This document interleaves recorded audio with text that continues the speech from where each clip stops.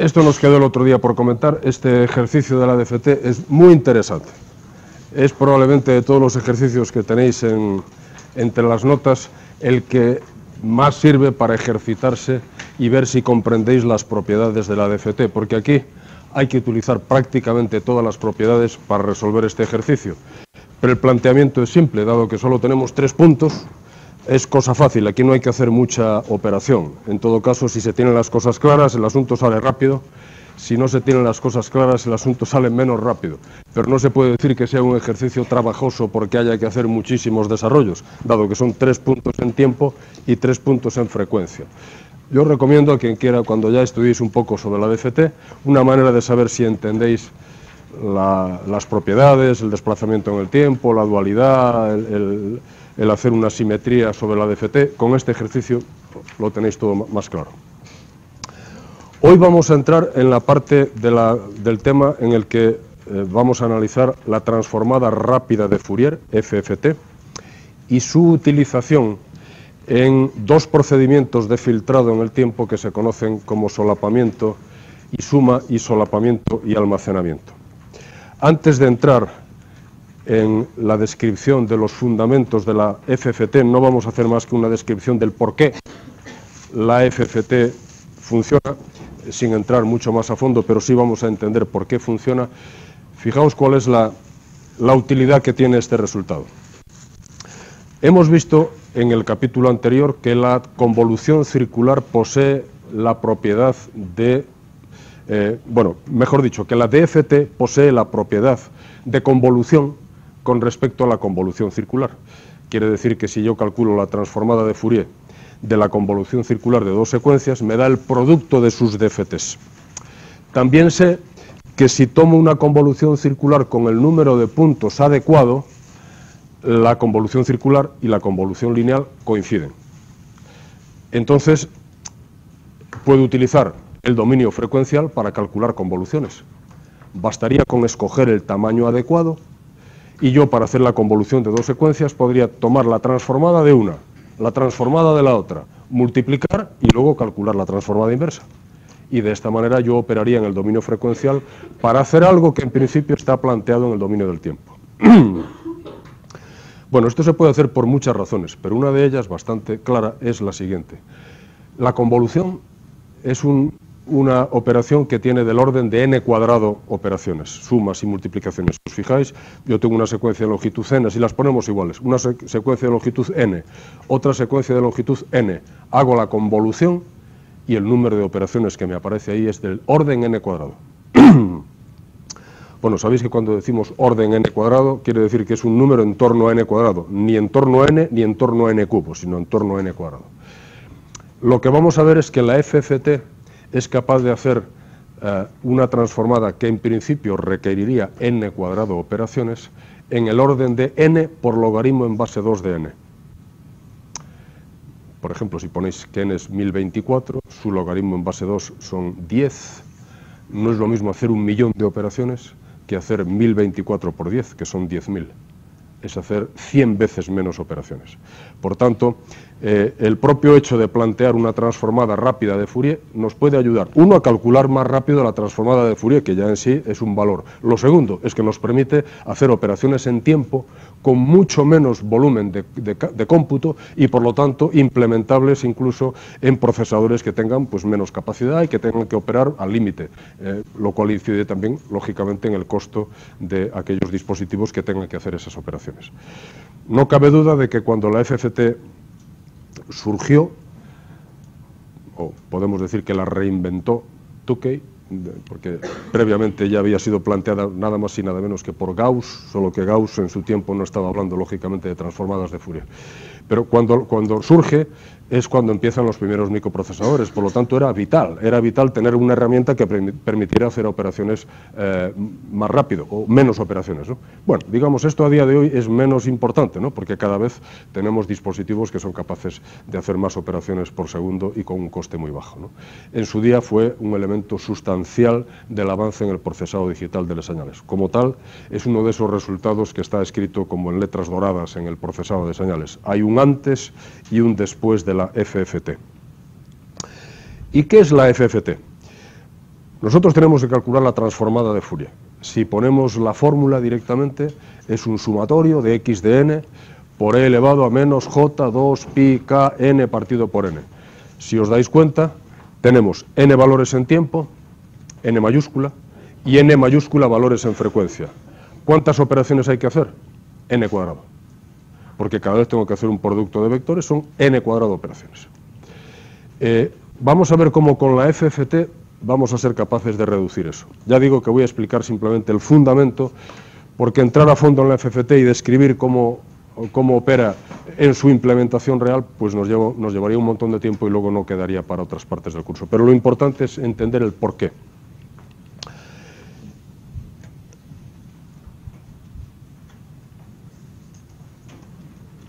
Esto era del otro día, ¿no? Cuando hablábamos de la convolución lineal y la DFT, del ejercicio. Aquí estamos.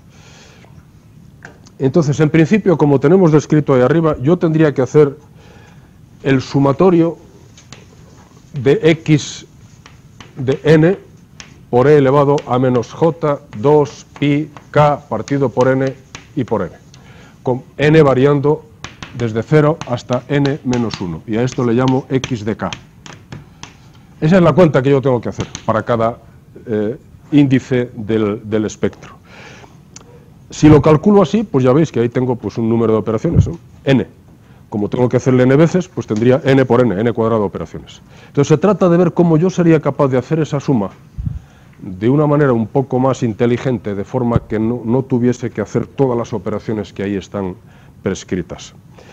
El truco tan simple a día de hoy y tan difícil cuando lo plantearon, porque estas cosas que son simples a día de hoy, en su día pues nadie lo planteó, ¿no? Hasta que de pronto a alguien se le ocurrió que en vez de hacer la suma de todos los puntos, vamos a hacer que n sea o bien par o bien impar. Lo tenéis ahí en la transparencia. Simplemente escribimos el sumatorio como sumatorio cuando n es par, desde x de x de n por elevado a menos j 2 pi partido por n k por n, hasta la suma de los impares. Como es una suma de n términos, lo partí en n medios términos y n medios términos. ¿Está bien? En vez de hacer una suma, hago dos sumas. De entrada no he hecho nada. ¿Qué ocurre? Que ahora cada una de esas dos es una suma que tiene nada más que n medios términos, ¿no? Si soy capaz de ver que cada una de ellas representa una DFT a su vez, entonces, fijaos, habría probado que una DFT se puede hacer como dos DFTs de n medios puntos.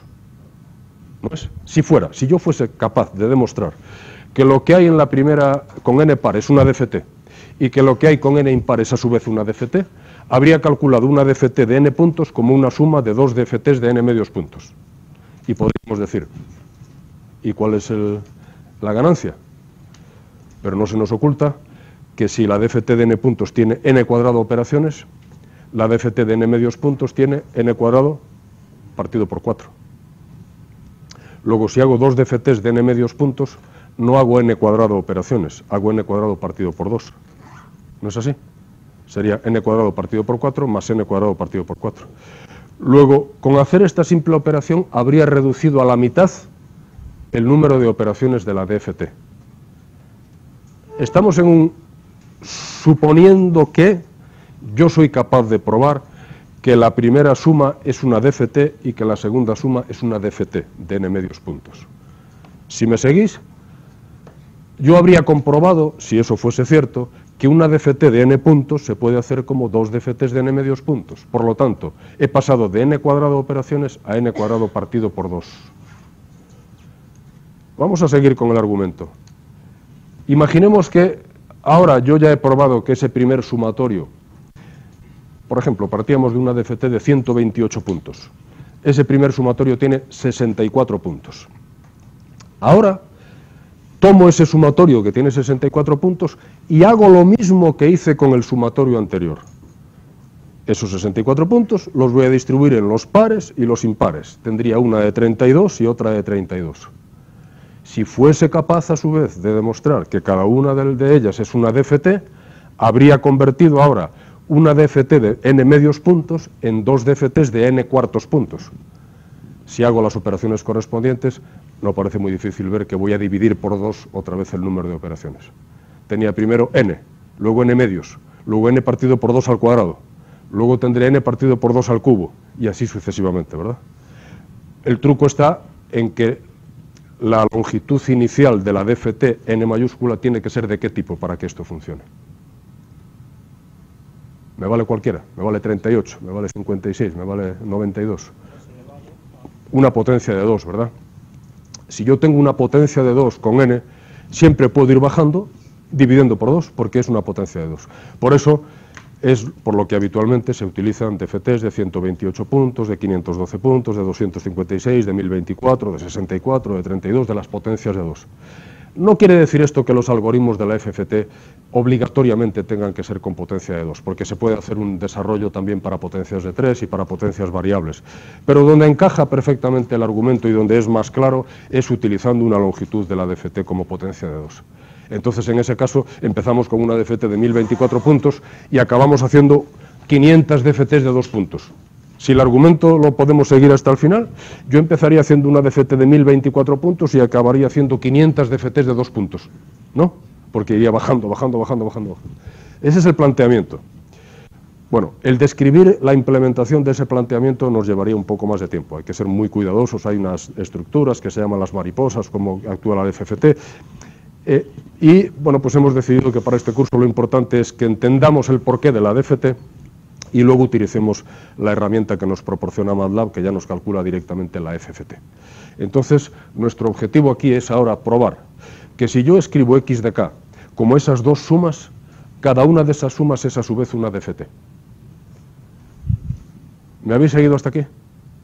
Y entendéis a dónde va a parar esto. No estoy haciendo una cuestión trivial, estoy haciendo algo que luego lo puedo ir replicando un montón de veces hasta reducir operaciones. O sea que la clave es si este asunto en el que yo simplemente he distribuido las sumas de manera diferente, en vez de sumar de 1 a n, sumo primero los pares y luego los impares. Si esto soy capaz de convertirlo en dos DFTs de n medios puntos, ya he terminado.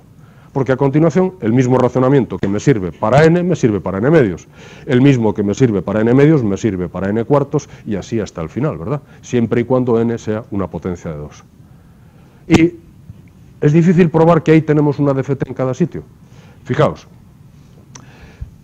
Primero, escribamos lo que está en la ecuación de abajo. La primera ecuación es lo mismo que hay arriba, solo que indicamos que cómo se escribe que n sea par. Pues decimos que 0 sea menor o igual que n pequeña, menor o igual que n grande, y que n sea múltiplo de 2. ¿Y cómo decimos que n sea impar en la otra? Pues decimos que n sea múltiplo de 2 más 1. Esa es la forma de escribirlo, ¿no?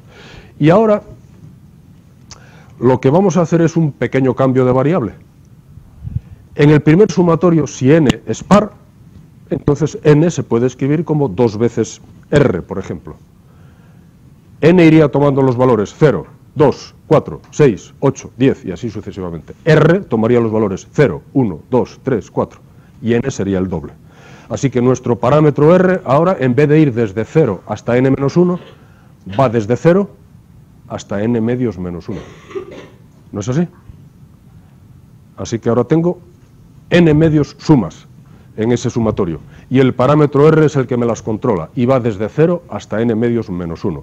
Lógicamente, donde tenía x de n, ahora tengo que tener x de 2r, porque el cambio que he hecho es n igual a 2r. Y dentro de la exponencial, donde tenía n, tengo que poner 2r. ¿Basta y va bien?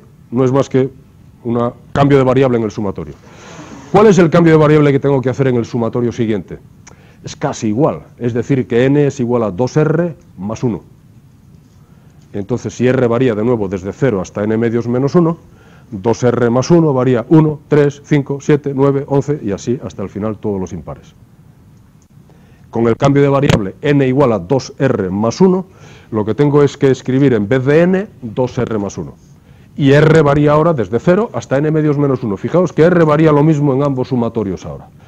Ya he conseguido que ambos sumatorios tengan la misma variable y que varíe en el mismo recorrido, que por cierto es el que me interesa, desde 0 hasta n medios menos 1. Porque si esto va a ser una DFT de n medios puntos, r tiene que variar desde 0 hasta n medios menos 1. Y ahora solo hay que comprobar que lo que tenemos ahí es una DFT. Vamos a ver si somos capaces de comprobar que lo que tenemos ahí son dos DFTs de hecho. La primera, que es la más simple, si tengo 2R, ese 2 que multiplica el numerador lo puedo poner en el denominador dividiendo. En vez de tener n, tengo n medios, y el 2 de arriba desaparece. Una operación algebraica elemental. Paso el 2 al denominador, y fijaos lo que tengo. Sumatorio de x de 2r por e elevado a menos j por 2pi por k por r partido por n medios. Suponed que digo que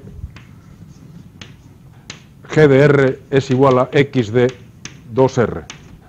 Defino una señal que le llamo g de r, por llamarle algo. G de r igual a x de 2r. Lo que tengo escrito ahí es sumatorio de g de r por e elevado a menos j por 2 por pi por k por r partido por n medios. ¿Eso no es una DFT? ¿Eso es una DFT o no es una DFT?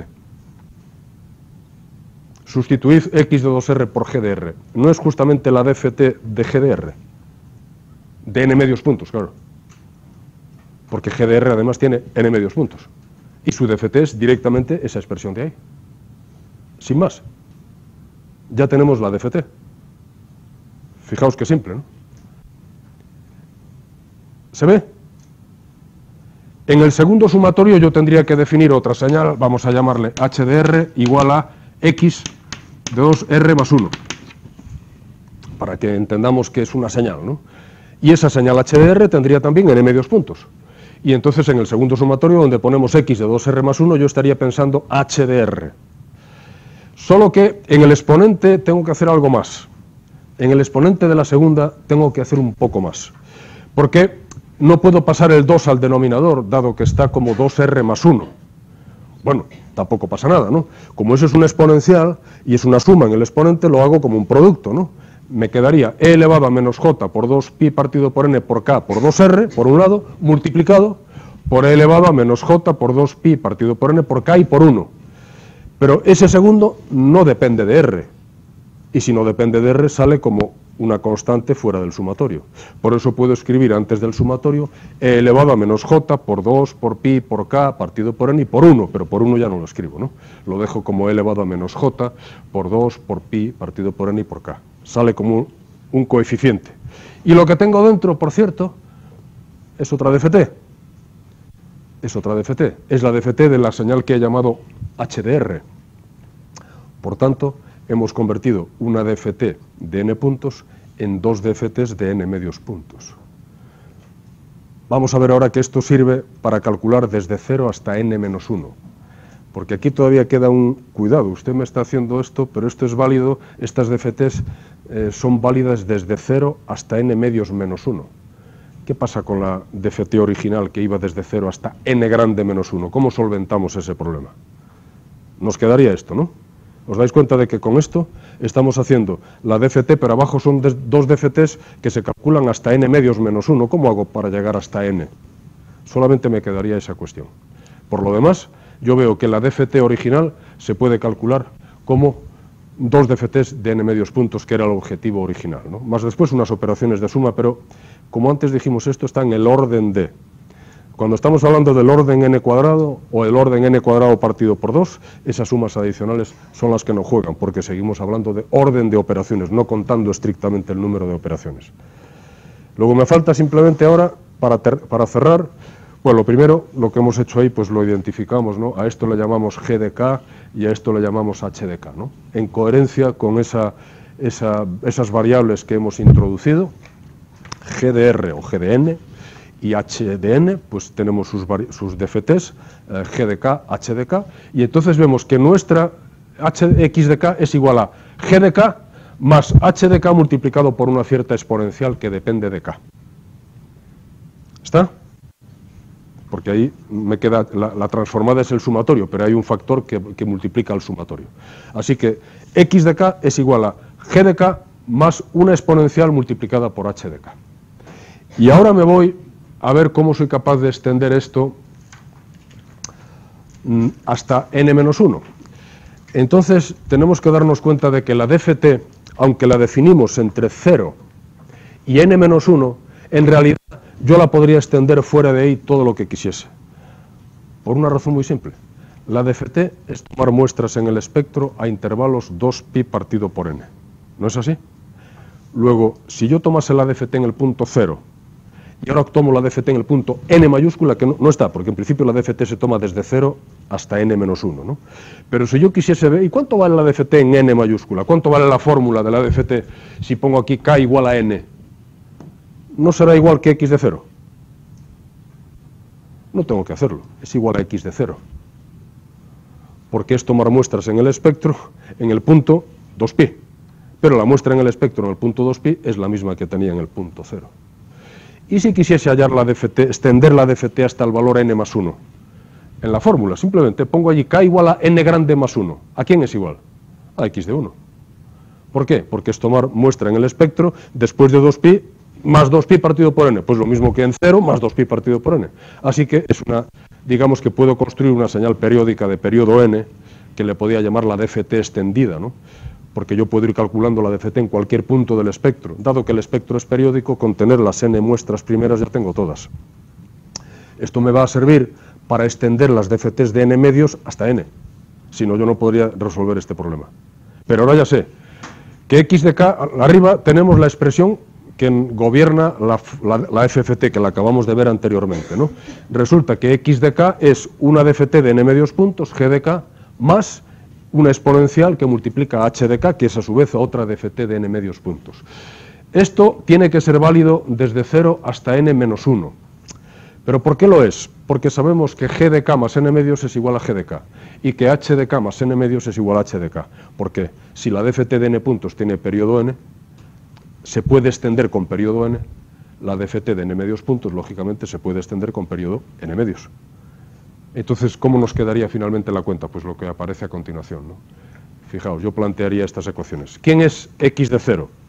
G de 0 más e elevado a menos j, 2pi partido por n por 0, 1, en ese caso no hay que hacer ninguna cuenta, por h de 0. ¿Quién es x de 1? Pues x de 1 sería g de 1 más la exponencial con k igual a 1 ahora por h de 1. Voy haciendo todo hasta llegar a a x de n medios menos 1. En x de n medios menos 1 tengo ya el último caso en el que me funciona todavía la expresión original de la DFT. Y resulta que x de n medios menos 1 es igual a g de n medios menos 1 más una cierta exponencial multiplicada por h de n medios menos 1. Y cuando vaya a calcular x de n medios, pues vuelvo a poner en vez de g de n medios, g de 0. Empiezo de nuevo otra vez. G de 0 más la exponencial, eso sí, esa k ahora vale n medios. No vale 0 en la exponencial. La exponencial no cambia. Tiene que moverse k desde 0 hasta n menos 1, de hecho, ¿no? Así que la exponencial empezó siendo 0, 1, 2, 3, n medios menos 1, n medios más 1 hasta el final. Ese no cambia. Pero lo que sí cambia es g de n medios igual a g de 0 y h de n medios igual a h de 0. Luego, la ecuación n medios se parece a la primera ecuación de arriba. De hecho, si nos fijamos un poco, la primera ecuación dice g de 0, como aquello vale 1, es g de 0 más h de 0. La ecuación en n medios sería g de 0 menos h de 0, ¿no? Porque si os fijáis, ¿quién es e elevado a menos j por 2pi partido por n partido por 2? Es elevado a menos jpi, menos 1. Menos 1. Luego la primera es g de 0 más h de 0, la n medios es g de 0 menos h de 0. Por cierto, la segunda es g de 1 más, vamos a ponerlo aquí como un ejercicio así de paso que hablamos, x de 1 igual a g de 1 más e elevado a menos j, 2pi por 1 partido por n, por h de 1. ¿No es así? ¿Y quién sería g x de n medios más 1? Sería g de 1 más e elevado a menos j por 2pi partido por n, y ahora aquí pongo n medios más 1, y esto por h de 1. Si aquí saco fuera este como un producto, me queda e elevado a menos j por 2pi partido por n partido por 2. Eso de nuevo es e elevado a menos jpi, es menos 1. Luego esto que escribo aquí es lo mismo que decir g de 1 menos e elevado a menos j 2pi partido por n por h de 1. Lo único que me quité de encima fue el e elevado a menos j por 2pi partido por n medios. Si os fijáis, esta y esta es esto más aquello, esto menos aquello. Así se cumple para todas ellas. Por eso también es simple la operativa, porque una vez que ya hice algo más algo, luego tengo que hacer algo menos algo. Más algo menos algo, más algo menos algo. Es muy simple, ¿no? Todo lo que se realiza ahora, las operaciones que se realizan internamente, son muy simples. Por eso, al final, en el desglose último de la FFT, todas las operaciones finales son realmente muy simples, porque se van simplificando a medida que voy bajando. Pero ya os dais cuenta de que, aunque ahí arriba parece que tengo que hacer n cuentas, en realidad la cuenta del punto 0 y la cuenta del punto n medio son casi la misma, solo cambia un signo.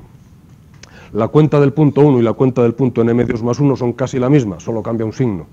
Y así sucesivamente. Con esto hemos comprobado que una DFT de n puntos se puede realizar mediante dos DFTs de n medios puntos. Ya, si somos capaces de seguir un razonamiento inductivo, ¿no? Si lo he conseguido para n y me sale para n medios, lo planteo para n medios y me sale para n cuartos, porque el razonamiento sería estrictamente el mismo.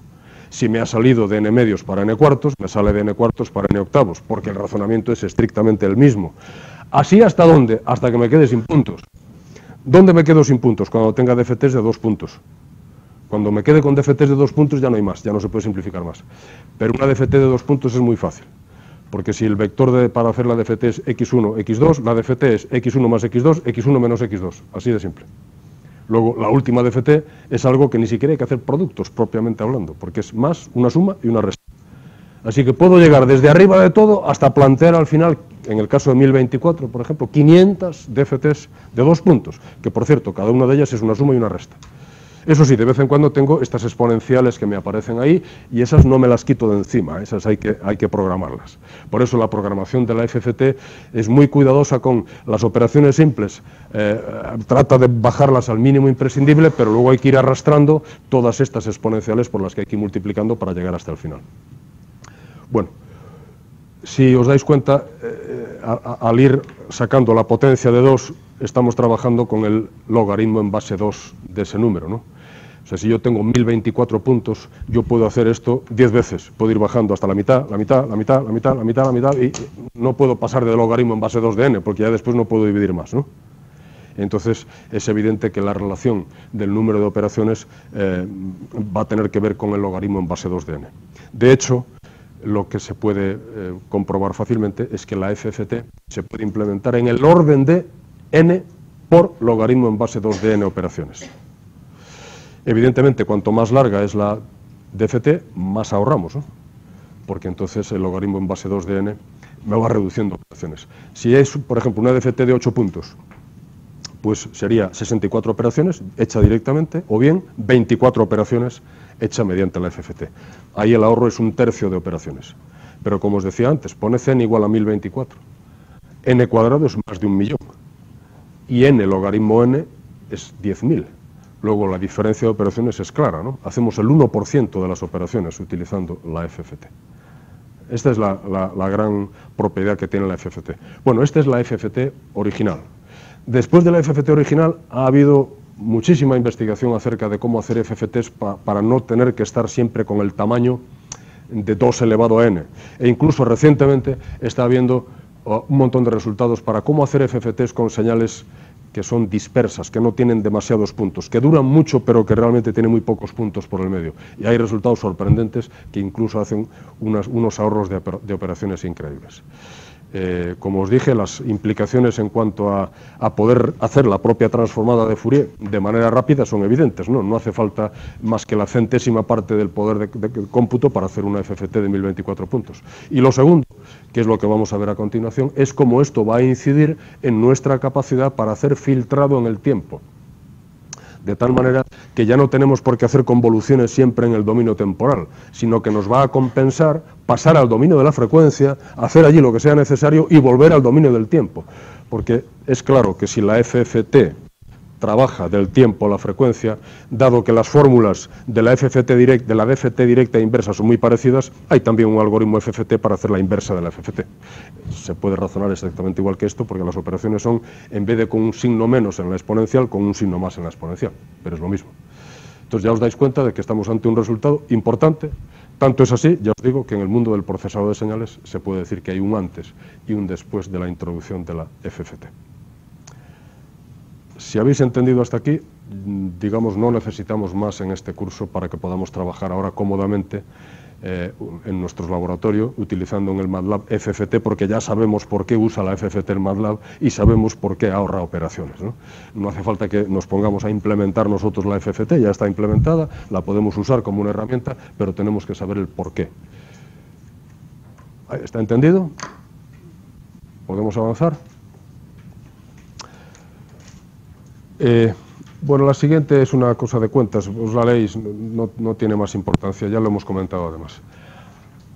Este ejercicio está puesto aquí porque este se puede hacer con lo que se ve ahí, con esa hoja de la FFT se puede hacer estos dos ejercicios, que se pusieron en su día, imagino, en algún examen, porque si están ahí es porque los hemos utilizado alguna vez para examen. Bueno, ahora entonces estamos ante el asunto de que queremos hacer convoluciones lineales utilizando la DFT, la FFT, claro. ¿Dónde está aquí el arte por qué le vamos a sacar partido a la DFT? Imaginemos que tenemos un filtro que realiza alguna operación, un cancelador de ecos, un filtro que trata de igualar un canal, un filtro que simplemente transforma una señal a otra que nos conviene por el problema que tenemos delante. Ese filtro normalmente va a tener una longitud pequeña, en el sentido de que pueden ser 16 puntos, 32, 64, 128, 256 y ya es un filtro grande, ¿no? Pero la señal de entrada puede tener millones de muestras, ¿no? Si yo estoy, por ejemplo, tratando una señal como la de voz, con un cancelador o con algo con lo que yo estoy transformando esa señal de voz, fijaos que la voz se muestrea a 8 kilohercios. Eso quiere decir que cada segundo entran 8.000 muestras. Eso quiere decir que si grabo pues un minuto de señal son 60 por 8.000, ya estamos hablando de 480.000 muestras. Estamos hablando de que la señal de entrada dura muchísimo y el filtro dura muy poco. Entonces, yo quiero hacer esa convolución y la quiero hacer en tiempo real. No voy a esperar a que llegue toda la señal para hacer la convolución. Porque si espero a que llegue toda la señal, pues entonces esperaría un minuto para poder procesar la voz. Y no hace falta, ¿no? Porque en una implementación del filtro causal, la señal va pasando por el filtro y va dando salidas y se puede hacer en tiempo real. ¿Cómo lo hago utilizando el paso a la frecuencia para no perder esta capacidad de hacer las cosas en tiempo real? No puedo decir que voy a hacer la convolución como tomar la transformada de Fourier de toda la señal, multiplicar por la transformada de Fourier del filtro y luego la transformada inversa, porque si lo hago así, tendría que esperar a tener toda la señal, y así no lo puedo hacer. ¿Dónde está el asunto? Está en que yo no tengo por qué hacer la convolución completa, yo puedo ir haciendo la convolución por bloques. Puedo tomar un bloque de señal, hacer la convolución con el filtro, ponerlo en la salida correspondiente, avanzar en la señal, tomar otro bloque, hacer la convolución, ponerla en el sitio correspondiente, volver a avanzar en la señal, hacer la convolución, quiere decir pasar al espectro, multiplicar por el espectro, hallar la transformada inversa, volver al tiempo, ponerla en su sitio y así en adelante. Por ejemplo, si el filtro tiene 128 coeficientes, yo para poder esa operación, pues podría, pongamos, utilizar ventanas de 128 puntos. Estoy poniendo un ejemplo, no estoy obligado a hacerlo con 128 puntos, pero podría hacerlo con ventanas de 128 puntos. Luego mi retardo de proceso serían en lo que tardan 128 muestras en tomarse cuando voy a 8.000 muestras por segundo, que no es mucho, está por debajo de una décima de segundo, bastante por debajo, hablamos de milésimas de segundo, ¿no? Luego a efectos prácticos puede que esto no introduzca un retardo apreciable y puede ser utilizado en el mundo real. En el momento en que empieza a suponer un retardo apreciable, no nos gusta. Cuando apreciamos un retardo en las señales, entonces tenemos no digamos en telecomunicaciones, en transmisión de señal, cada vez que en televisión nos ponen una señal en la que hay un pequeño desfase de una décima de segundo entre lo que dice la persona y la voz, si sabemos hablar el idioma de la persona, molesta tremendamente, porque nosotros estamos habituados a hacer predicción todo el tiempo y de los labios ya sabemos lo que nos va a decir y de pronto viene más tarde lo que nos dice o viene antes y es molestísimo. Pero por debajo de un cierto retardo no es molesto. De hecho, esto pues hace que se pueda hacer comunicaciones vía satélite y que, aunque hay un cierto retardo, podemos habituarnos a hablar teniendo en cuenta que se va a producir un retardo. Pero aquí de lo que hablamos son retardos muy pequeños, porque vamos a tomar longitudes de esos bloques de señal que van a ser muy pequeños. Entonces, la idea en mente es, yo voy a utilizar la DFT para hacer procesado en el tiempo, pero voy a hacer procesado en el tiempo de forma que pueda utilizar la DFT. Entonces voy a ir tomando trozos de señal que puedan ser utilizables para hacer convolución, de manera que pueda pasar al espectro, volver, ir, volver todo el tiempo e ir avanzando. Vamos a plantearlo ahora y vamos a ver cómo esto se puede hacer de manera sencilla y de hecho da lugar a dos procedimientos. Uno se llama solapamiento y almacenamiento y otro solapamiento y suma. En su día os dije que aunque hagamos una convolución mal hecha, es decir, si yo tomo una DFT de n puntos, de la convolución de dos secuencias y n es menor que la longitud de la convolución, sabemos que está mal hecha. Pero también sabemos dónde está mal hecha y dónde está bien hecha. Entonces, veréis como uno de los procedimientos que vamos a utilizar, el hecho de saber dónde está bien hecha la convolución y dónde está mal hecha la convolución nos va a ayudar a resolver el problema. Ese es el que se llama por solapamiento y almacenamiento. Pero vamos a ver primero uno, que es directamente hacerlo por solapamiento y suma, donde agarramos un trozo, hacemos la convolución, lo ponemos en su sitio y luego sumamos lo que haga falta. Vamos a plantearlo. Vamos a poner algunos números o letras para indicar, tomo trozos de señal de longitud L. Que yo mi señal la voy a descomponer en trozos de longitud L. El filtro voy a suponer que tiene P coeficientes, ¿vale? Voy a operar de la siguiente manera. X de n, cuando digo ahí que pasa por la DFT, sería ese trozo de L puntos de X de n que pasa por la DFT, ¿vale? No es que pase toda la señal, no es toda la X de n. Es esos L puntos de ese bloque pasan y le calculo su DFT, me da X de K. El filtro, por cierto, no tengo que estar pasándolo todo el tiempo, ¿no? Porque como es fijo, lo calculo una vez y ya tengo h de k. O sea que esa operación de abajo se hace una vez y ya queda almacenada por ahí en un vector y ya lo podemos utilizar siempre. A no ser que fuera variante con el tiempo el filtro, en cuyo caso lo tendría que ir moviendo a medida que varía, cosa que puede ocurrir en igualación de canal o en cancelación de ecos. Pero si no varía, se hace una vez y hecha está. Tengo arriba x de k, abajo h de k. Si multiplico x de k por h de k, tengo el producto de las transformadas. Luego me da la transformada de la convolución circular. Si después calculo la IDFT, la transformada inversa, me dará la convolución circular, que podrá ser o podrá no ser igual a la lineal. Eso ya jugando con n sabremos si es o no es igual a la convolución lineal. ¿Hasta ahí estamos? No he hecho nada, simplemente indico cómo voy a hacer las operaciones. No voy a hacer en el tiempo, yo no voy a hacer convoluciones. Voy a hacer siempre transformadas de Fourier. Tomo un trozo de señal, transformada de Fourier. Un trozo de, el filtro ya lo tengo, h de k, multiplico y después hallo transformada inversa. Como veis, ya no hacemos convolución.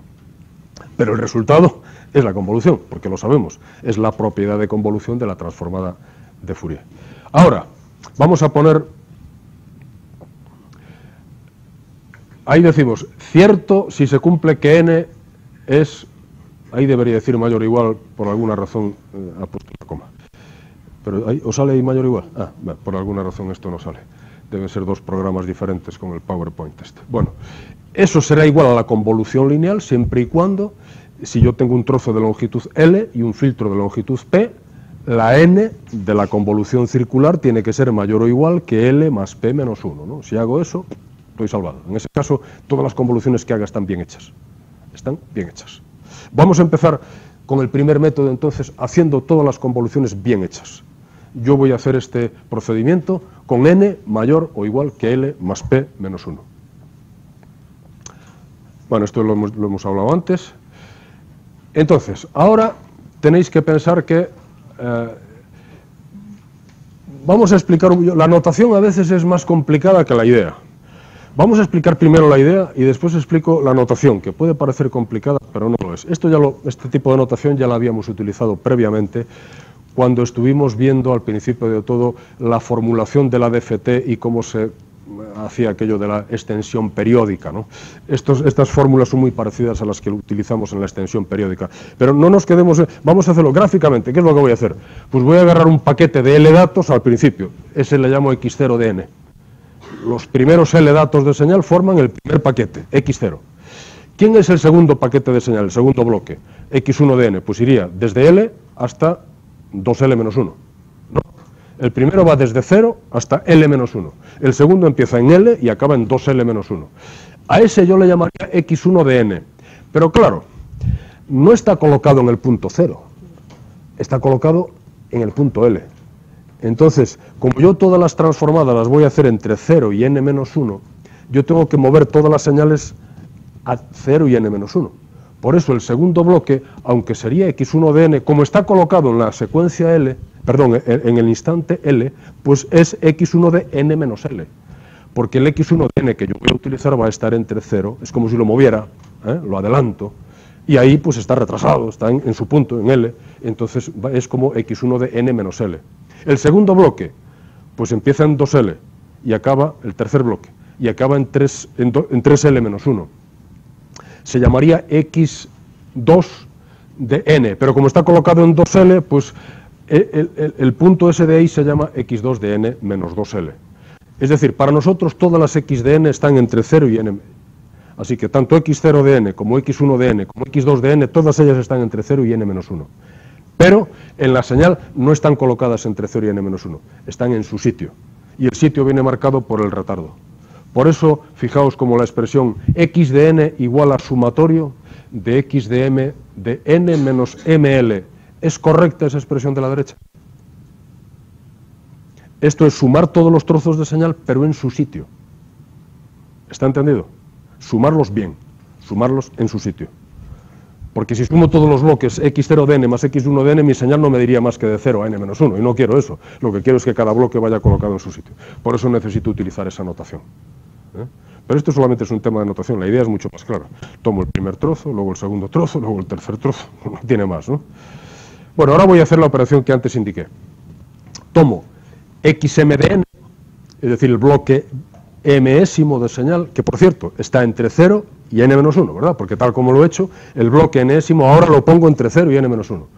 Calculo su dft, multiplico por la dft de h, que ya la tengo, y después calculo la dft inversa. ¿Y qué es lo que me da? Me da un trozo de convolución y su m de n, que ¿dónde deberé pegarlo en la señal? En el punto m por l. ¿No es así? Si el bloque salió del instante m por l, la convolución irá a parar al instante m por l. Con esa precaución podemos hacer ya todo esto como una suma. Tenemos que darnos cuenta de que ahí, fuera de la notación, tenemos que darnos cuenta de lo que estamos haciendo. Imaginaos, la señal empezó allá. Yo estoy operando aquí en el bloque 84. Agarro el bloque 84, lo llevo al punto 0, porque tengo que calcular esa FFT. Calculo, hago todas las cuentas y luego la convolución la vuelvo a poner en el punto 84, ¿no? Donde toca. Donde toca. Esto de programación luego veréis que no tiene tampoco gran complicación. Entonces, con esta operativa yo puedo ir a hacer un algoritmo que me vaya moviendo los bloques, que me vaya calculando las convoluciones, que las vaya poniendo en su sitio y al final sumo todos los resultados, porque como todas las convoluciones están bien calculadas, lo único que tengo que hacer es sumar. Por eso el procedimiento se llama de solapamiento y suma. Vamos a verlo ahora. Bueno, la ecuación del medio, la que está tan subrayada, es un resultado de la propiedad distributiva de la convolución, ¿no? La convolución de todo x de n con h de n es igual a la suma de todas las convoluciones de esos trozos con h de n. Esa es la propiedad distributiva de la convolución. Si x de n se puede escribir como aquel sumatorio, entonces cuando haga la convolución del sumatorio con h de n es lo mismo que el sumatorio de todas las convoluciones, es lo que está escrito en la ecuación central. Y es la que nos permite decir que yo, una vez hecha la convolución, la pongo en su sitio. Eso es lo que está escrito en esa expresión. Y ahora vamos a ver cómo operaría esto. Decimos de nuevo que n tiene que ser mayor o igual que L más P menos 1, ¿no? Bueno,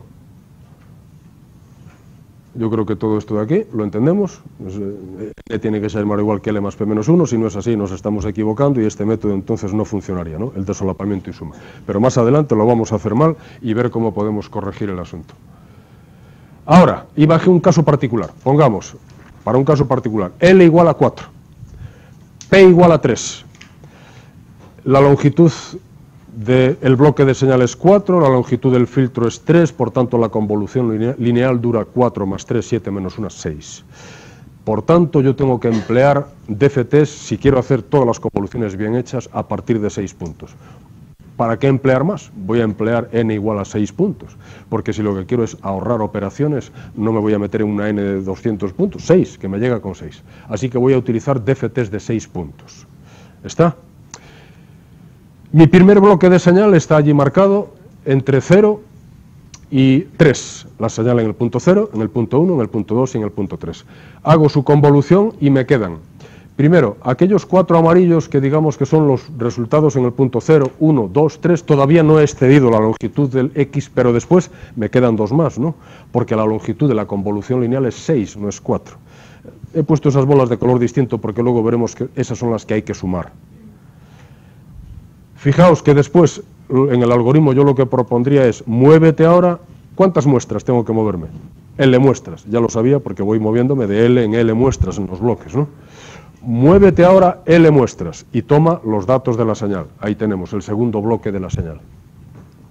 Volvemos a hacer la transformada de Fourier directa e inversa y me queda colocada en su sitio la transformada, los 4 amarillos son los 4 primeros puntos y los azules son que la convolución mide 2 puntos más, ¿no? Porque es 4 más 3 menos 1. Luego sobra un poco más. Bueno, pues seguís haciéndolo ahora hacia abajo, ¿no? Seguís moviendo y vais teniendo como hacia abajo se va moviendo todo, y los bloques se van desplazando hacia la derecha a medida que vamos bajando, ¿no es así? Se van desplazando hacia la derecha. ¿Y ahora qué tenemos que hacer? Pues sumar. Porque antes teníamos que la expresión era el sumatorio de todo eso. Pues sumamos en vertical ahora. Al final de todo, nuestro resultado es sumar verticalmente todas las convoluciones que he hecho antes. Bien, es verdad que no hay que hacer tantas sumas, ¿no?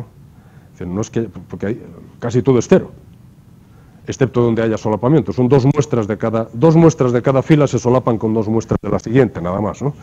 Pero bueno, lo que tenemos que plantear es que hay que sumar, ¿no? Y entonces sumamos todo. Luego, la suma realmente es una suma bastante simple de hacer porque no es que haya que hacer un sumatorio desde el bloque 0 hasta el bloque 3 millones, solamente hay que sumar el bloque 0 con el bloque 1, luego el bloque 1 con el bloque 2, el bloque 2 con el bloque 3, solamente es 2 a 2, no hay que sumar más, ¿no? Pero si os fijáis, ahí está planteado la convolución y si hacemos la suma, el resultado final es la convolución lineal. Con esto entonces habríamos hecho un procedimiento para hacer convoluciones lineales en el cual no hay que hacer la convolución, lo que hay que hacer son FFTs. Hemos puesto un ejemplo simple, ¿no? Con 3, 2 y 6. Obviamente esto se puede plantear con longitudes de verdad útiles para una práctica, útiles para una aplicación concreta, donde el ahorro de operaciones primero es sustantivo y en segundo lugar ayuda a hacer cosas, ¿no? ¿Cuál es la luz que le da ahí tan directamente en la pantalla? ¿Es esa de ahí? Ah, la de atrás, claro.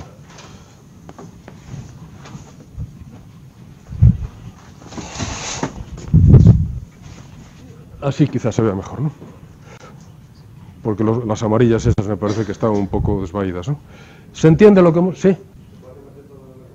Ah, el del fondo, me haces tú un favor, si no te importa. A ver, ¿se entendió? ¿Hay alguna pregunta sobre esto? No, yo creo que es la del fondo, la que... Ah, ¿era esa? Ah, vale, perfecto. ¿Alguna pregunta sobre esta cuestión? ¿Se entiende lo que se está haciendo? Después tenéis que bajaros, y cuando hagáis, como esto lo vais a hacer en una práctica, porque las 2 últimas horas de práctica son programar el solapamiento y suma, y el solapamiento y almacenamiento, por tanto os vais a tener que bajar a la programación y ahí no hay más remedio que entenderlo, ¿no? Pero a día de hoy es preguntaros si queda alguna cuestión conceptual que no se entienda, porque luego los detalles de la práctica, esos ya sabéis que se aprende con las manos en la masa, no hay otra manera que hacerlo, ¿no? Pero ahora, ¿queda alguna cuestión conceptual que represente alguna duda, que no se vea el porqué de algo de lo que se ha hecho?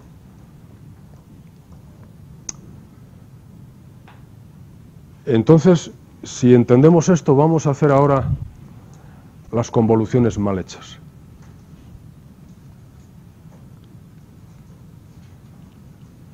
Para solapamiento y almacenamiento vamos a utilizar un n mayúscula que no va a ser mayor o igual que L más P menos 1. No va a ser igual, lo vamos a forzar nosotros así, no va a ser igual. De nuevo, no os olvidéis que este es un ejemplo concreto para poner números que sean manejables y gráficas que yo pueda escribir ahí, porque si ponemos n igual a L igual a 128 me meto en gráficas inviables, ¿no? Esto es un ejemplito para explicar el porqué, pero no cabe duda de que su utilización no va a ser con ejemplitos, ¿no? En nuestro ejemplo ahora vamos a tener que la señal dura 5, que el filtro dura 3 y que la FFT la voy a hacer de 5 puntos. Bueno, tengo que tener la precaución al menos de que n sí que tenga que ser mayor o igual que el máximo de cualquiera de las dos longitudes, ¿no? Porque si no ya sí que estoy haciendo un descalabro. Pero si n es mayor o igual que L y P, que las dos a la vez, no que la suma, sino que mayor o igual que L, mayor o igual que P, entonces digamos que la DFT me está implementando con el esquema que yo tenía antes la convolución circular. Yo cuando haga producto de las DFTs y DFT inversa, lo que voy a tener es la convolución circular entre x de n y h de n. ¿No es así? No la lineal no la voy a tener. ¿Por qué? Porque yo sé que n no es mayor o igual que 5 más 3 menos 1, por tanto la lineal no la tengo, pero tengo la circular. Y ahora vamos a ver cómo podemos operar con eso. Habíamos justificado en su momento,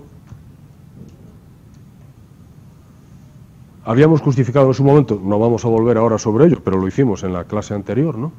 Que cuando yo hago la convolución circular con un número de puntos menor que la convolución lineal, lo que me sale no es la convolución lineal, me sale la extensión periódica de la convolución lineal con el periodo fijado por la n de la convolución circular, que a nuestros efectos es la n de la DFT que voy a utilizar, ¿no? En este caso utilizo n igual a 5, dijimos, ¿no? Y la convolución mide 7, porque sería 5 más 3 menos 1, 7. Luego entonces, la convolución lineal tiene 7 puntos, la circular tiene 5 puntos. ¿Cuáles de los 5 puntos están bien calculados como convolución lineal y cuáles de los 5 puntos están mal calculados como convolución lineal? Es obvio. Como es la extensión periódica, hay 2 puntos que sobran y van a parar a sumarse al 0 y al 1. Luego en el 0 y en el 1 no vale, porque tengo una acumulación de la señal en el punto 0, la señal en el punto 1, más la señal en el punto 6 y la señal en el punto 7. Luego en el punto 0 y en el punto 1 está mal calculada la convolución lineal, está bien calculada la convolución circular. Pero como yo lo que quiero hacer es la convolución lineal, yo sé que utilizando este procedimiento, de cada 5 muestras me valen 3, y 2 las tengo que descartar porque están mal calculadas. ¿Estamos? Sabemos dónde hacemos las cosas mal, sabemos dónde hacemos las cosas bien, le podemos sacar partido. ¿Está? Yo nunca debo utilizar las 2 primeras muestras del resultado de mi DFT inversa, porque esas están mal calculadas. Pero las 3 siguientes sí que las puedo utilizar. Esas están bien calculadas. Entonces ahora todo es un juego de plantearse cómo hacer para escoger los trozos de señal de manera que los mueva lo suficiente para que cuando desaparezcan las muestras mal calculadas no queden huecos y se haya calculado toda la convolución. Ese es el truco de cómo se puede plantear un algoritmo de solapamiento y almacenamiento. Antes no nos importaba, nos movíamos de L en L y aunque hubiera cosas que se solapaban, luego sumábamos. Aquí no vamos a poder sumar, por eso se dice solapamiento y almacenamiento. El dato que calculemos va a ir a parar a su sitio de destino y no va a ser sumado ya nunca más, almacenado. Eso implica que tenemos que ser capaces de calcular todos los puntos de la convolución, es decir, que en el movimiento de mis bloques no pueden quedar huecos. Ahora vamos a plantearnos, sabemos a priori lo que queremos, ahora lo vamos a resolver, ¿no? Sabemos que al mover los bloques no me pueden quedar huecos, ese es el tema, y sabemos cuáles son las partes de la señal que están bien calculadas y las partes de la convolución que están mal calculadas. Con eso en mente, bueno, para ser exactos, el número de muestras incorrectas en este caso particular es P-1, ¿verdad? Pero es para este caso particular. ¿Por qué hay P-1 en este caso? Porque he hecho n igual a L. Y como n es igual a L, pues el número de muestras que sobran es P-1. Pero no os quedéis con la idea de que porque en este ejemplo el número de muestras incorrectas es P-1, para toda otra elección que hagáis de n, L y P va a ser siempre P-1, porque no es verdad. Es verdad en este caso porque si yo resto L más P menos 1, le resto L, me queda P menos 1. Como he escogido n igual a L más P menos 1, pues entonces el número de muestras mal calculadas son P menos 1. Pero esto se podía haber hecho con otras combinaciones diferentes, por lo tanto no es obligado que el número de muestras mal calculadas sea P menos 1. En este caso en particular, vale, es P menos 1. En este caso en particular. Entonces ahora vamos a pensar igual que antes, ¿no? Vamos a empezar a mover esto hasta que encontremos la solución, ¿no? Lo vamos a hacer gráficamente, ya no me voy a parar más en la notación, ¿verdad? Este ejemplo está calculado distinto. L igual a 6, P igual a 3, N igual a 6. Bueno, pero es igual que el anterior en el sentido de que N es igual a L. Por lo tanto, ¿cuántas muestras hay mal calculadas aquí? También P menos 1, ¿verdad? Porque he puesto N igual a L. No estamos obligados a poner N igual a L, pero como lo hemos puesto, entonces el número de muestras mal calculadas es P menos 1. Y ya no vamos a liarnos otra vez con el X de N menos L. Ya supongo que eso lo hemos entendido y que tenemos destreza para manejarnos ahí. Solamente vamos a ver gráficamente cómo tenemos que mover la señal. Mi primer bloque de señal tiene 6 muestras, porque he elegido L igual a 6, por tanto eso es impepinable. Tengo que tener 6 muestras de la señal.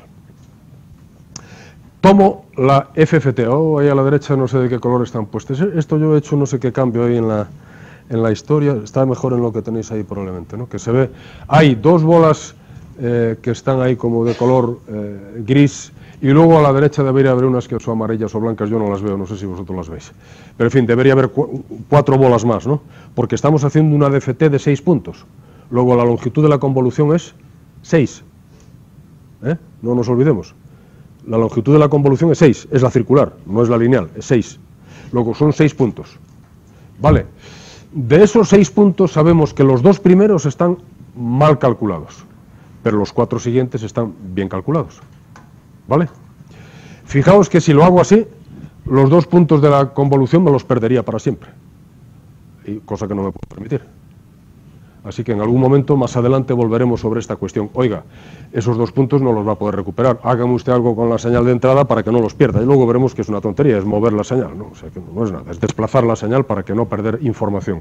Pero es evidente que sobre esos 2 primeros ya no voy a volver, o sea que algo me tendré que proteger contra ello. Pero vamos a seguir avanzando sin pensar en ese problemilla que resolveremos después de manera muy simple. Ahora yo tengo que pensar a dónde me muevo. Antes nos movíamos de 0 a L menos 1 y la siguiente me iba a L. ¿Lo debo hacer así ahora? Fijaos, si yo me moviese a L, entonces tendría que la siguiente secuencia, la salida, esas 2 bolas de color gris estarían colocadas donde ahí están, en la posición L y en la posición L más 1, y no servirían. No se pueden utilizar porque están mal calculadas. Entonces me quedaría un hueco, ¿verdad? Me quedaría un hueco de 2 muestras ahí. Si el siguiente trozo lo pego en 2L, vuelvo a calcular la convolución mediante las DFTs y habría 4 puntos. Ahora sí que se ven los blancos esos bien calculados, pero los que no se ven, que son los 2 primeros, esos están mal calculados. ¿Qué me queda entonces? Me quedaría la convolución final bien calculada en un montón de puntos, pero hay agujeros, hay sitios en los que no está bien calculada. Luego, ya me doy cuenta de que si planteo este problema de este modo, tengo que resolver 2 cuestiones. Una muy menor, que es cómo no tener esas 2 primeras muestras perdidas. Esa es menor, ¿no? Desplazo la señal 2 unidades, arreglé el problema. O sea que lo primero que tengo que hacer es desplazar la señal hacia la derecha, hacer x de n menos 2, en este caso 2, porque p menos 1 vale 2. Hago x de n menos 2, asunto terminado, porque las 2 primeras no me importan. Al final de todo, cuando acabe, adelanto la señal más 2 y ya he terminado con ese pequeño problema. ¿No es? Esa cuestión no es difícil de solventar. La segunda es donde tenemos que pensar, oye, no te puedes mover de L en L. A ver, antes de ir a la siguiente transparencia, ¿a dónde nos debemos mover? ¿Dónde deben caer las 2 primeras? Fijémonos nada más que en la primera. ¿Dónde deben caer las 2 primeras muestras cuando hacemos el trozo X1 de N? ¿Dónde deberían caer? ¿Dónde? Antes, por supuesto, pero ¿cuánto antes? ¿Justo antes? ¿Mucho antes? Las 2 inmediatamente anteriores a L. Las 2 inmediatamente anteriores a L. O sea, imaginemos que hacemos un desplazamiento no de L puntos, sino de L menos 2 puntos. Entonces, las 2 primeras que están mal calculadas me coincidirían con las de arriba en la quinta y la sexta. ¿No es así? Y las de abajo me las cargo. ¿Perdí alguna información? No, porque la convolución ya la había calculado arriba. La convolución en este caso está bien calculada, ya está calculada arriba. Las de abajo sobran. Antes dijimos, de la convolución lineal, las 4 siguientes están bien calculadas. Ya están calculadas, no hay que hacer sumas ya. No os olvidéis de este principio. La convolución circular coincide con la convolución lineal en esos 4 últimos puntos. No coinciden los 2 primeros, perfecto, los 2 primeros no sirven. Pero los otros ya está, ya no hay que hacer más, ya está calculada. Entonces, si yo hago para que el solapamiento se produzca 2 muestras antes, me van a quedar 2 muestras malas que coinciden con las 2 últimas muestras buenas de arriba. No me importa que no se puedan utilizar, porque ya he calculado la convolución. Con este pequeño truco ya sé que no tengo que moverme L, sino que me tengo que mover L menos 2. Bueno, en la fórmula sería L menos P más 1. Porque en realidad estoy restando 2 porque P menos 1 es igual a 2, ¿no? Para este caso sería muévete L menos P menos 1, o lo que es lo mismo, L menos P más 1. 6 menos 3 más 1, que son 4, que es lo mismo que decir L menos 2. Entonces ahora me voy a mover de 4 en 4, aunque voy a tomar 6 muestras de señal. O sea, son trozos de 6 muestras de señal, pero nos movemos de 4 en 4. Nos movemos de 4 en 4. ¿Está entendido? Siempre son 6 muestras, solo que me desplazo 4 unidades para tomar el siguiente bloque. Ahora, juntamos eso con lo que hemos dicho antes de retrasar la señal de entrada, y entonces tendremos, primero, desplazo la señal a la derecha, la retraso, la retardo, le doy un retardo de 2 muestras. Como le doy un retardo de 2 muestras, ahora la convolución en el punto 0 y en el punto 1, me da igual lo que sea, porque no me interesa, esa no es la convolución, esa es una convolución aquí que se ha inventado con estos 2 ceros, luego no sirve para nada. Por tanto, no tengo ningún problema. Ya al final adelantaré el resultado. Ya con eso, entonces, ahora empiezo a operar, igual que dije antes, tomamos las 6 primeras muestras, los 2 primeros ceros, esos que he metido a propósito para no tener dificultades, y tomo mi primera FFT, que es de 6 puntos, ¿verdad? Como es de 6 puntos, los 2 primeros no sirven, los 4 siguientes sí que sirven.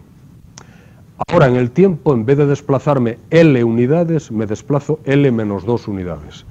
Si me desplazo L menos 2 unidades, la siguiente, fijaos en la notación, bueno, pues eso sería X1 de L menos 2, perdón, N menos L menos 2, pero es L menos P más 1, ¿no? Ya digo que la notación después cuando tengáis que programarlo es cuando vais a tener que afinar. Ahora vamos a trabajar un poco más gráficamente, que es como lo vamos a entender mejor, ¿no? Me he movido L menos 2 puntos, fijaos donde caen las 2 primeras muestras, coinciden con las 2 últimas de arriba. Ningún problema, elimínalas, porque ya las tengo arriba, la convolución ya ha sido calculada previamente. Pero tengo las 4 siguientes que son válidas, ¿verdad?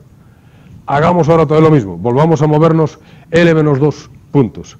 Volvemos a tener que las 2 primeras que son malas coinciden con las 2 últimas del anterior, por lo tanto están bien calculadas, y tengo otras 4 bien calculadas. Si insisto, hasta la duración de la señal ya no me quedan huecos, ¿verdad? Y ahora no tengo que sumar, ¿eh? Fijaos que esta operación no necesita sumar, porque ya se ha almacenado el valor en el sitio, ya no hay que sumarle nada. Por eso se llama solapamiento y almacenamiento. Una vez que yo he dicho que la muestra en el punto 7 vale no sé cuánto, en el punto 7 vale no sé cuánto y ya no se mueve, no tengo que andar a sumar.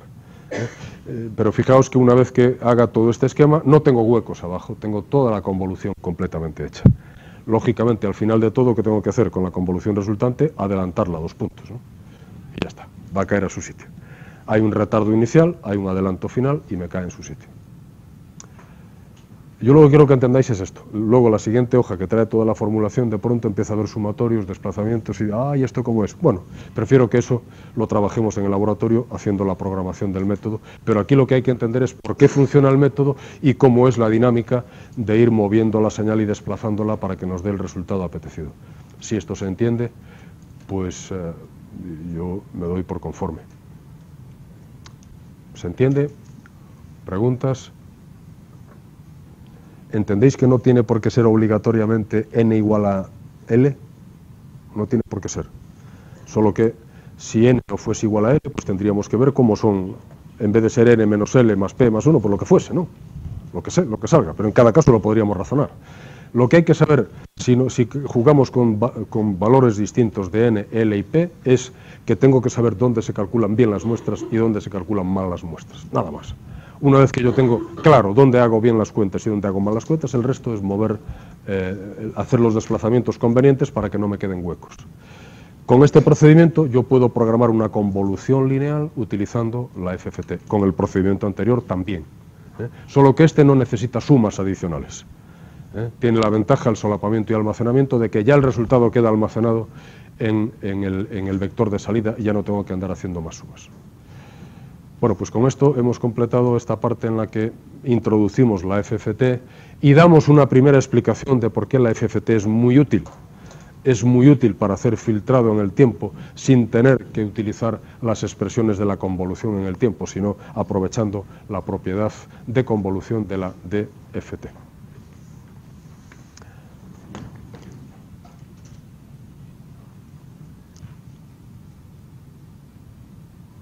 Bueno, este es el resumen, que es simplemente a efectos de... Esto es como queda bien escrito, ¿no? Una vez que uno ha terminado de hacer todo el movimiento con gráficas, tiene que ser capaz de escribirlo a continuación, ¿no? Esto es más un ejercicio ya, ¿no? Esto es decir, bueno, una vez que lo habéis entendido, entonces deberíais comprobar que leyendo esta hoja entendéis lo que se ha hecho, porque es lo mismo que hemos hecho gráficamente, pero plasmándolo ahora con la denominación exacta de todas las señales que han actuado en este proceso de convolución. Y además esto nos ayudará después para hacer la programación del algoritmo, claro, porque si no somos capaces de ponerlo de esta forma, difícilmente vamos a ser capaces de programar el algoritmo. Por eso digo que esto es ya más un ejercicio, ¿no? Lo miráis cuando lo volváis a ver este tema y a ver si os encaja todo lo que se ha escrito ahí al final, al principio y al final, para que veáis que es exactamente lo que hemos hecho gráficamente aquí descrito mediante las funciones utilizadas, ¿no? Bueno, este era un ejemplo. Esto no es para hacer ahora, en algún momento más adelante, cuando ya, en fin, estéis preparando alguna prueba y tengáis... Este es una forma de saber si lo habéis entendido. Aquí se escoge una n igual a 64, L igual a 56 y el filtro mide 32. Entonces ya no coincide que L más P menos 1 es igual a n. No coincide. Y en este ejercicio se planteaba, bueno, que se razonara gráficamente. Tampoco se pedía mucho más. Razone gráficamente cuántos valores están bien calculados, cuántos valores están mal calculados y cómo debe desplazar usted los trozos de señal para que la convolución salga. No era un ejercicio para hacer cosas, sino para solo decir, uno, ¿cuántos valores están bien calculados de la convolución lineal si utilizamos n igual a 64, L igual a 56 y P igual a 32? Eso lo podéis plantear ahora. Esa parte la podríais hacer ahora ya. ¿Cuántos valores están bien calculados de la DFT si yo utilizo una DFT de 64 puntos, mi señal mide 56 y el filtro mide 32? Esto no tiene dificultad, ¿no? Porque la convolución lineal me diría 56 más 32 menos 1. Luego eso son 98 menos 1, 97. No, 88. ¿No? 88 menos 1 y tendríamos entonces 87. Eso es lo que mide la convolución lineal. Estamos utilizando una DFT de 64 puntos. ¿Cuántos puntos están mal calculados?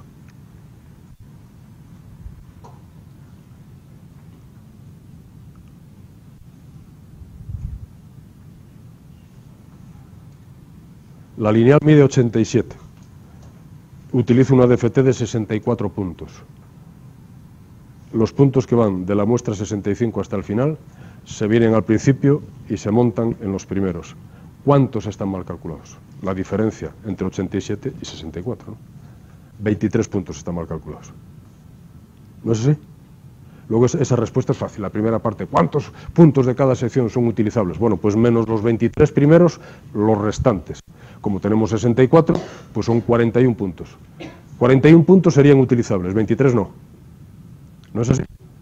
Y lo siguiente que se preguntaba es, ahora, ¿cuánto se debe desplazar usted para que no queden huecos en la convolución? Vamos a hacerlo, me parece que se puede hacer. Esto lo pusimos en un examen y diré que causó estupor. ¿Cómo se les ocurre preguntar esto si siempre n igual a L? Bueno, claro, quizá hay que reconocer que pillamos a traición al alumnado, cosa que es lo peor que se puede hacer y no se debe hacer además. No se debe hacer jamás. Decía un colega hace tiempo que lo último que puede ser un examen es imprevisible. Desafortunadamente, como vosotros habéis sufrido en propia carne, muchísimos exámenes son imprevisibles. pero yo soy de la escuela en la que dice que el examen no debe ser imprevisible. En el examen hay que preguntar lo que hay que preguntar, no lo que el alumno no sabe. Entonces, esta vez, por lo que fuese, creímos que iba a ser fácil dar el salto de desembarazarse de que n era igual a L. Bueno, crujido de lágrimas, o sea, nadie lo hizo. Además nos dijeron, ¿qué pusisteis allí? Qué cosa más rara. Pero vamos a hacerlo ahora, veréis que no es tampoco tan complicado, ¿no? La primera cosa ya la hemos resuelto, podemos utilizar 23 puntos. Perdón, no podemos utilizar 23 puntos, pero salvamos 41 puntos.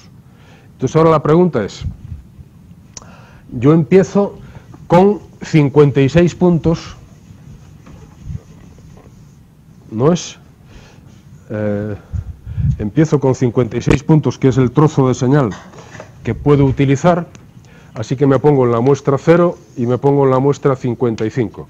Hay que escribirlos preferiblemente de 0 a 55 porque la notación MATLAB nos puede complicar un poco la vida. De 0 a 55 está mi señal, ¿no? Esto es mi trozo X0 de n, ¿no es así? Cuando haga la DFT de 64 puntos, multiplique por la DFT del filtro y luego haya la DFT inversa, aquí en la parte derecha, como teníamos antes, me va a quedar de 0 a 63, ¿verdad? Bueno, yo ya he supuesto, voy a suponer aquí que ya hice meter los ceros inicialmente, ¿no?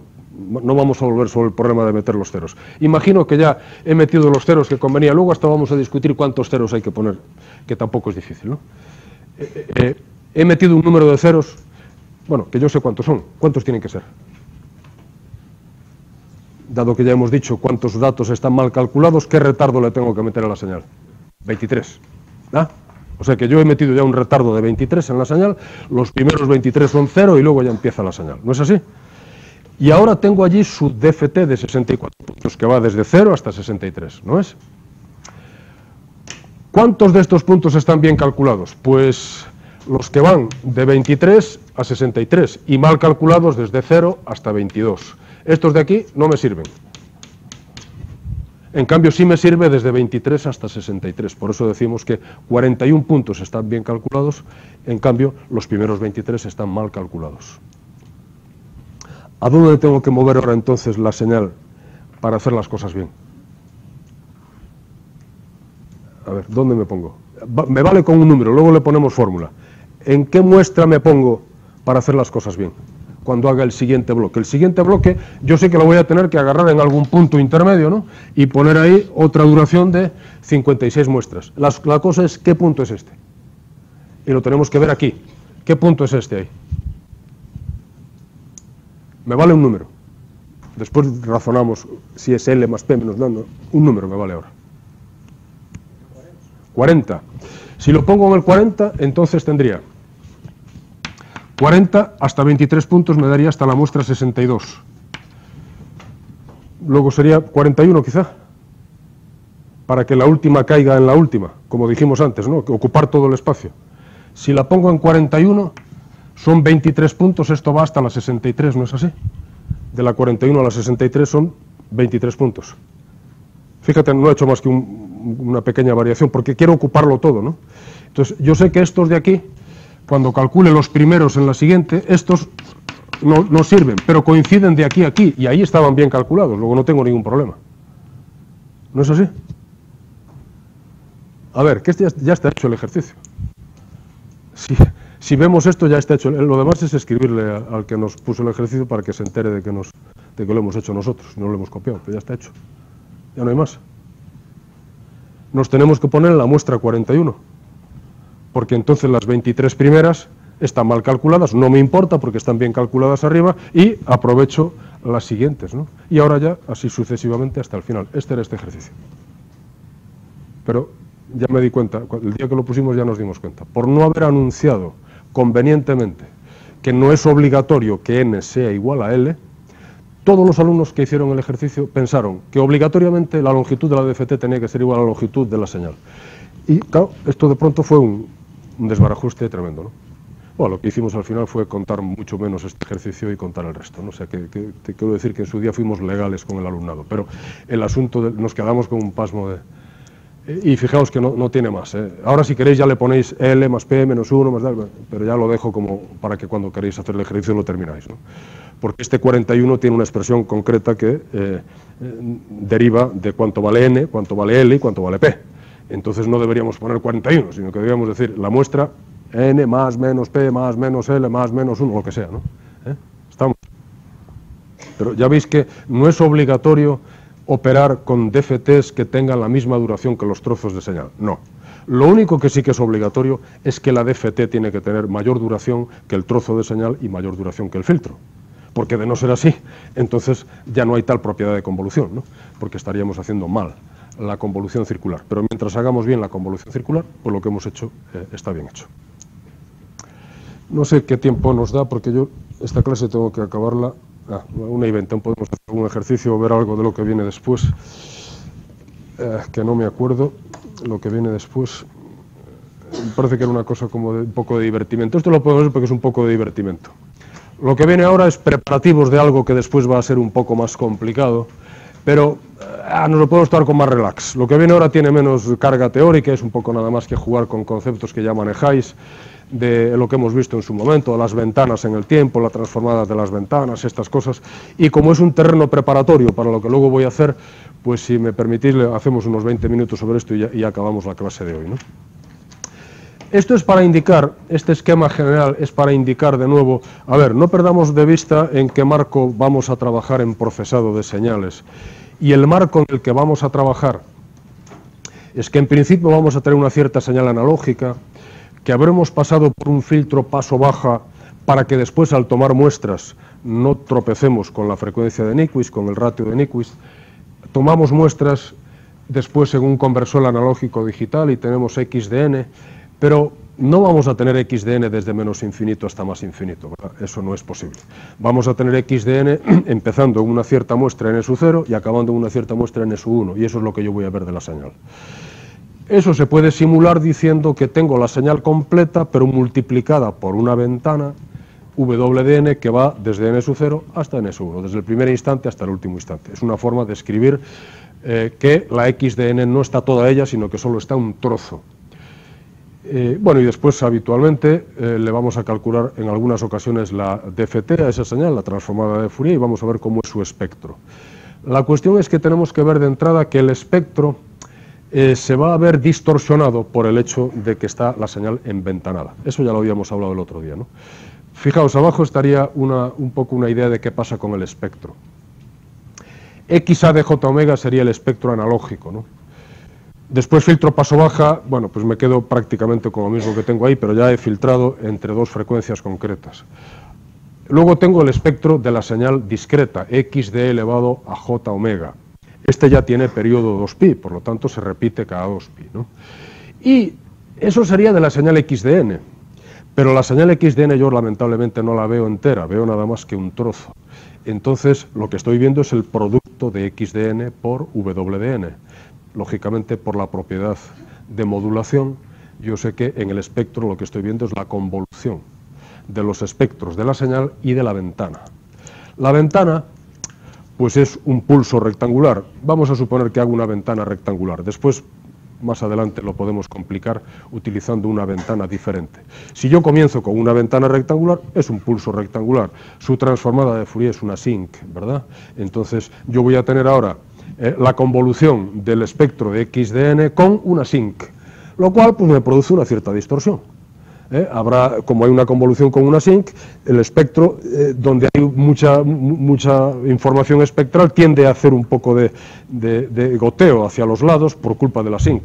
De hecho, puede gotear muchísimo. Lo que pasa es que si utilizamos una ventana rectangular, bueno, gotea muchísimo con la ventana rectangular, porque los lóbulos laterales no es que estén a gran distancia. El primero está a 13 dB, o sea que si tenemos una sinusoide puede estar goteando espectralmente hacia los lados, y es lo que vamos a ver a continuación, ¿no?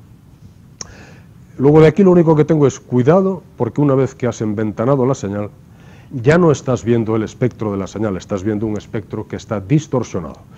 Puede que no sea gran cosa, pero algo distorsionado está y lo has de tener en cuenta en tu análisis, ¿no? Esto conecta esto no es más que la formulación, pero vamos a quedarnos con la parte de abajo. Lo de arriba es formulación, producto y transformada en el espectro, y la propiedad de modulación.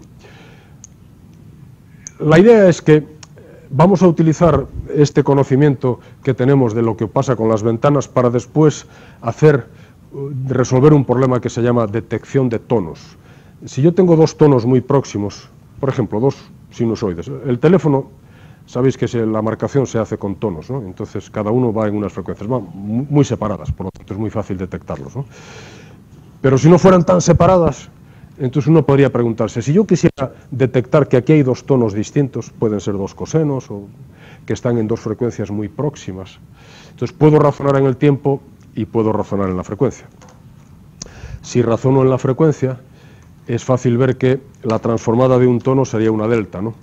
Pero como estoy viendo el tono enventanado, la transformada de un tono va a ser una sinc, ¿no es así? ¿Por qué? Porque es la convolución de la delta con la transformada de la ventana. Como la transformada de la ventana es una sinc, pues la convolución es una sinc. Entonces, en vez de ver dos tonos, yo voy a ver dos sincs, que a lo mejor tropiezan entre ellas y no acabo de ver que hay dos tonos. Ese es un problema interesante desde el punto de vista de las aplicaciones del procesado de señal. Detección de tonos, aparece en radar, aparece ahí como ángulo de llegada. Cuando son móviles que viajan a distinto ángulo se puede ver un ángulo como una frecuencia, porque al final, como va entre 0 y 2π, ¿qué más va a hablar de ángulo que hablar de frecuencia, verdad? Y es un problema muy común y al que interesa dar una solución bueno, pues, que nos permita distinguir llegadas diferentes por ángulos distintos, ¿no? Y la pregunta es, ¿cuántos puntos necesito de la señal para poder decidir que ahí hay dos tonos distintos o dos ángulos diferentes? Esa es la longitud de la ventana, ¿no? ¿Me llega con una ventana de 5 puntos, de 100, de 1000, de 2000? Lógicamente uno ya a priori sabe, bueno, va a depender de cuánto estén separados tus tonos, ¿no? Intuitivamente, si los tonos están muy separados, harán falta más o menos puntos para detectar que están separados. Menos. Si los tonos están muy juntos en frecuencia, harán falta muchos más puntos en el tiempo para poder verlo, ¿no? Eso es lo que queremos indicar ahí abajo, ¿no? Si tenemos una frecuencia de 0,1 hercio, esto se corresponde con una periodicidad de 10 segundos. Luego, si yo quiero advertir en una señal que hay una periodicidad de 0,1 hercio, si me dan una décima de segundo de la señal, ¿creéis que tengo alguna posibilidad de decir que hay una periodicidad de 0,1 hercio? Ninguna. Ahora, si me das 8 segundos cerca ya de un periodo, probablemente te pueda decir, ¿no? Porque entonces voy a ver una envolvente por ahí que me va a aparecer algo que va a 0,1 hercios. Pero si solo me das una décima de segundos, la señal que vaya a 0,1 hercios, vamos, es que no la huela, es inviable pensar en que yo voy a saber algo de esa señal. Este juego entre el tiempo que necesito observar una señal para detectar un periodo, en este caso de 0,1 hercio, es lo mismo que si me planteo con la frecuencia. Periodo, frecuencia es la misma historia, ¿no? Fijaos, en el caso del tiempo tendría este aspecto. Ahí lo que estamos viendo en esta gráfica es una señal que es en verde, que es el seno de 2π por 55 por t, una señal a 55 hercios. Estamos viendo otra señal I de t en azul, que es el seno de 2π por 55,5 por t. La señal es de 55,5 hercios. La diferencia, por tanto, entre ambas es de 0,5 hercios. ¿Está? Y la señal roja es la suma de ambas. Esto es lo que suele ocurrir. Cuando yo no veo cada una por separado, sino que veo la suma. Y yo tendría que decidir, a partir de la suma, que hay dos frecuencias diferentes. Si soy capaz de decidirlo, entonces habré detectado que ahí hay dos tonos distintos y después podré, en las aplicaciones en las que esté trabajando, utilizar esa información convenientemente. La cuestión es, ¿cuánto tiempo voy a necesitar observar esta señal para ver que hay ahí dos tonos diferentes? Cuando yo sumo las señales, me va a aparecer un tono cerca de 55 hercios, porque se parece a los dos, y el otro, el de 0,5, la diferencia entre ambos, también va a aparecer. Pero claro, voy a tener que observar la señal un rato largo, ¿no? Porque fijaos, esa es la señal, abajo es si tengo, ahí se ve 3,5 segundos de señal, fijaos lo que se ve. Arriba no tengo nada más que 140 milisegundos de señal, fijaos lo que se ve. Ahora, eliminad de arriba la señal verde y la señal azul, que yo no las veo, yo solo veo la suma. Yo estaría observando la señal roja, las otras Las he puesto ahí porque esto es un ejercicio, pero en la vida real tú estás viendo la señal roja. Tú ves para la señal roja y dices, aquí hay un coseno que viaja, un seno que viaja, esto es un tono. No puedes advertir que haya dos tonos al mismo tiempo. No hay señal suficiente en el tiempo como para poder advertir periodicidades muy pequeñas, por lo tanto frecuencias muy altas. En cambio, si observamos la señal durante 3,5 segundos, fijaos que la diferencia entre las dos señales era de 0,5 hercios, ¿no? Por lo tanto el periodo son 2 segundos. Luego con 3,5 segundos estoy viendo como periodo y medio de la diferencia. ¿Y qué es lo que veo? Veo la señal que varía como la de arriba, que es la señal a 55 hercios, y en la envolvente estoy viendo que hay otra señal presente, hay otro tono, que es la diferencia entre 55,5 y 55. Esto es una forma de ver el emventanado en el dominio del tiempo, pero justo en este curso lo que queremos es utilizar la DFT para tratar siempre los temas de emventanado en el dominio de la frecuencia y no tener que volver a pensar con el dominio temporal. Tenemos que ser capaces de razonar en el dominio espectral, que por cierto es mucho más fácil, porque si nos ponemos en el dominio espectral, lo que estamos escribiendo ahí es lo siguiente, lo que decíamos antes, ¿no? Si yo tuviese un coseno de omega 0n, su transformada sería una delta. Dos deltas, de hecho, ¿no? En la frecuencia omega 0 y en la frecuencia menos omega 0. Pero, como lo que tengo es un coseno enventanado, está multiplicado por una ventana, en el espectro tengo la convolución de una delta con una sinc, y la convolución de cualquier cosa con una delta es cualquier cosa. Luego entonces me da una sinc. Ahí tengo lo que sería la representación del espectro de ese coseno, que es una sinc. Suponed ahora que tengo dos cosenos en dos frecuencias que se parecen, como antes, ¿no? De 55 por n y 55,5 por n. Por lo tanto, ¿qué tengo en el espectro? En el espectro lo que voy a tener es el rojo, sería la señal que tiene la frecuencia más pequeña, un poquito más pequeña, y el azul la señal que tiene la frecuencia un poco más grande. Esa es la teórica, ¿no? Si yo viese infinitos puntos de la señal, sin problema, estaría viendo algo parecido a dos deltas. Si fuesen muchísimos puntos estaría viendo una sinc tan estrechita que se parecería mucho a una delta. Yo no voy a tener problema en distinguir que ahí hay dos tonos diferentes, ¿no? Pero si la sinc es parecida a aquella que tenemos allí arriba, fijaos lo que ocurre, ¿no? Lo que ocurre es que vamos a tener, ese sería el espectro del coseno que está en la frecuencia inferior. Este sería el espectro del coseno que está en la frecuencia superior. Pero como se suman, lo que yo voy a ver en realidad es esto. Y ya no voy a ver dos tonos, solo voy a ver un tono. Se entiende más fácilmente en frecuencia. Están tan juntos los tonos que las dos sincs se solapan y al sumarlas me aparece como que solamente es una sinc. Y ya no soy capaz de detectar que ahí hay dos tonos. La discusión acerca de bajo qué condiciones voy a ser capaz yo de distinguir esos dos tonos es muy parecida a la que tuvimos antes. Dame tiempo suficiente para poder distinguir periodicidades muy pequeñas. Aquí sería, dame ventanas suficientemente grandes para que la sinc sea lo bastante estrecha como para que no tropiece la sinc correspondiente a W0 y la correspondiente a W1. Esa es la discusión que se puede plantear a un problema que se llama de resolución. Este es el problema de resolución. ¿Cuándo puedo resolver? Resolver quiere decir que distingo que hay dos. Si no resuelvo, es el caso este. Me aparece solamente un espectro en verde y no resuelvo. Si viese los dos espectros, entonces estaría resolviendo. Basta con que vea un poquito, un pico y otro pico, ya está. Pequeño pico que asoma, otro pequeño pico que asoma, y ya me doy cuenta de que hay dos sinusoides. Pero si no veo dos picos, entonces digo, no he podido resolver. Esto se llama el problema de resolución, y tiene que ver estrictamente con la longitud de la ventana. Entonces el debate que antes hacíamos en tiempo, decíamos, yo tengo que esperar a tener dos periodos o un periodo de la señal para poder verlo. Ahora vamos a razonarlo en longitudes de señal relacionadas con la longitud de la DFT también. Entonces, el debate, bueno, este sería todo. La resolución depende, lógicamente depende de la anchura de la ventana, y la anchura de la ventana influye en la anchura de la sinc, y de la sinc a efectos de resolución, lo único que importa es el primer lóbulo, ¿verdad? Porque es el que tropieza.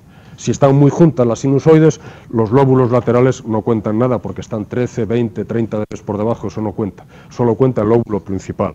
Luego, mi problema es hacer un debate en el que yo sepa cuánto mide el lóbulo principal primero y cuánto debería medir si quiero distinguir dos señales que están más o menos juntas. Entonces, este es un debate ahora que no estamos haciendo teorema, lema, definición.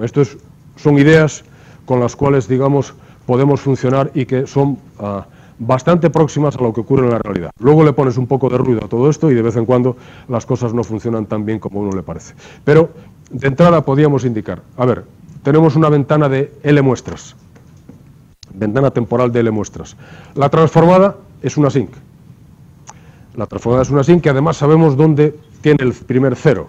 El primer cero lo tiene en 2pi partido por L, por la derecha, y en menos 2pi partido por L por la izquierda. Por lo tanto, sabemos cuánto mide el lóbulo principal. El lóbulo principal mide 4pi partido por L.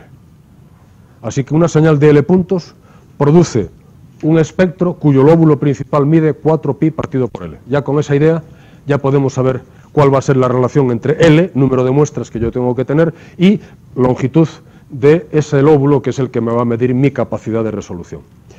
La regla que vamos a utilizar, bueno, aquí después esta es la transformada, recordad, la sinc tiene esa expresión, tampoco vamos a perder el tiempo en recordar cosas que ya habéis visto y que no merece la pena, está en el libro y lo podéis ver cuando queráis, ¿no? El ancho del lóbulo principal es 4pi partido por L. Ahora, fijaos en la gráfica que tenemos allí. Tenemos una gráfica como en negro y otra como en amarillo, ¿no?